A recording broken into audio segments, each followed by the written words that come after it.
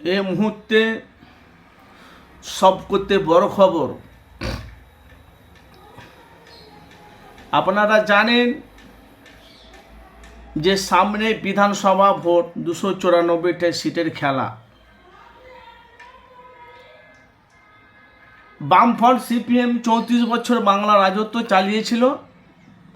BJP দুর্নীতি দল ছিল না, বাংলার মানুষ পরিবর্তন চেয়েছিল। তৃণমূল দলটা এসেছে, বাংলায় বিজেপি ঢুকেছে। তৃণমূল দলটা যবে থেকে এসেছে বাংলাতে, তার উন্নয়ন প্রকল্প তার বেশি। ফুরফুরা শরীফের আপনারা নাম জানেন, সারা পশ্চিমবাংলার মানুষ আনাচে কানাচে এক নামে চিনে, তার নাম হলো তোহা সিদ্দিকী চাচা যান। যে তোহা সিদ্দিকী চাচা যান তৃণমূল দলটাকে সাপোর্ট করে, কিন্তু উনি রাজনীতি করে না। তৃণমূলের দলে যত লোক আছে সবারই সাথে কিন্তু তোহা সিদ্দিকী চাচা জানের একটা ঘনিষ্ঠ সম্পর্ক আছে।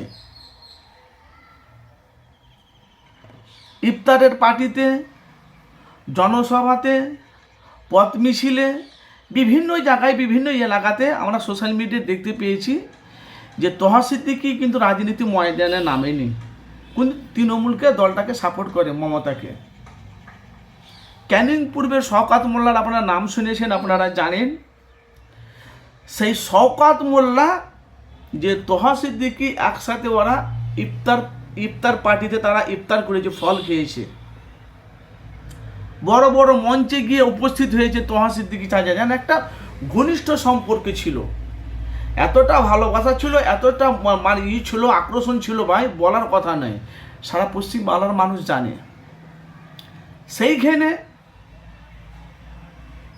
আব্বাসকে নিয়ে, নওশাদকে নিয়ে শওকত মোল্লা রাজনীতিতে করতে গিয়ে তোহা সিদ্দিকী চাচা যান কয়েকটা মানে কথা বলেছিল। আমি সম্পূর্ণ কথাটা আপনাদের কাছে বলতে পারছি না, যেহেতু আপনারা সব জানেন। তারপরে তোহা সিদ্দিকীকে বলছে, যেটা খাচ্ছ সেটা খাও না, আমার সাথে তো তোমাদের লড়াই নয়, আমার লড়াই হলো আব্বাস সিদ্দিকী আর নওশাদ সিদ্দিকীর সাথে লড়াই। আপনারা জানেন বাংলায় খাতা খোলাখুলি হচ্ছে এখন অবধি, কিন্তু নওশাদ সিদ্দিকীকে তোহা সিদ্দিকী সাপোর্ট করে না। 100-র মধ্যে 100% আমি আপনাদের কাছে তোহা সিদ্দিকীকে সাপোর্ট করে না। কিন্তু ভাইপো বলছে, আমি যদি মরে যাই আমার ভাইপো আসবে, ও মরে গেলে আমি যাব জানাজারের জন্য, ভালো। কিন্তু পীর পরিবারের সন্তান রাজনীতি করে, আমি এটা কোনোদিন মেনে নিতে পারি, এটা আমরা চাই না। আসেন, এবারকার শওকত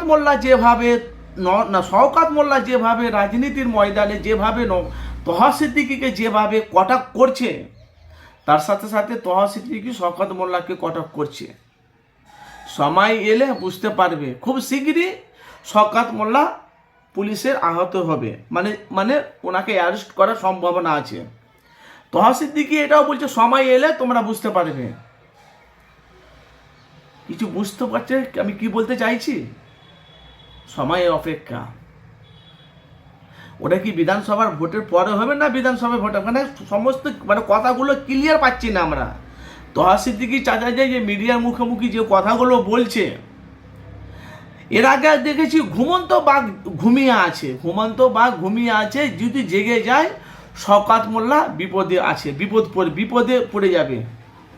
এখন আব্বাস সিদ্দিকীর কথা বলছে কি তোহা সিদ্দিকী চাচা যান নিজের কথা বলছে, এখন অবধি সেটা আমরা জানি। কিন্তু নওশাদ সিদ্দিকী যেভাবে মানে মানুষের পাশে দাঁড়িয়ে, উনি তো উন্নয়ন করেন, আর উন্নয়নের কাঙ্গাল তো মমতা।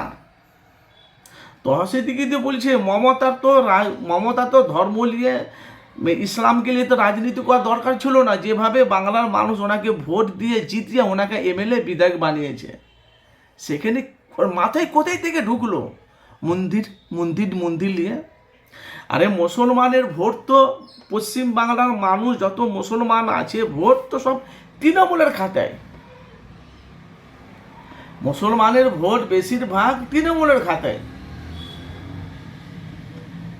তো শওকত মোল্লা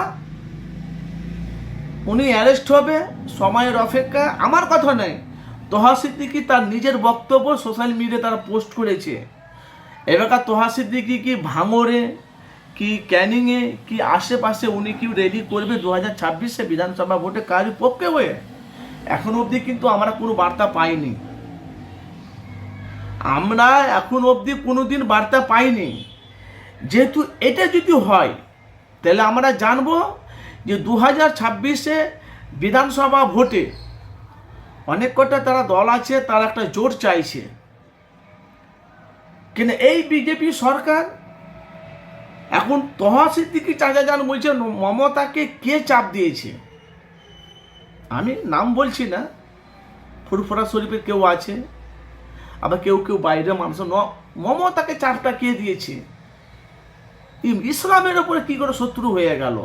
কিন্তু মুখ্যমন্ত্রী মমতা ব্যানার্জি দেখেন তার প্রকল্প, তার উন্নয়ন, তার কাজ, তার শিল্প, তার মানে দেখলে ভাই মাথা খারাপ হচ্ছে, এত কিছু উন্নয়ন ভরপুর করেছে।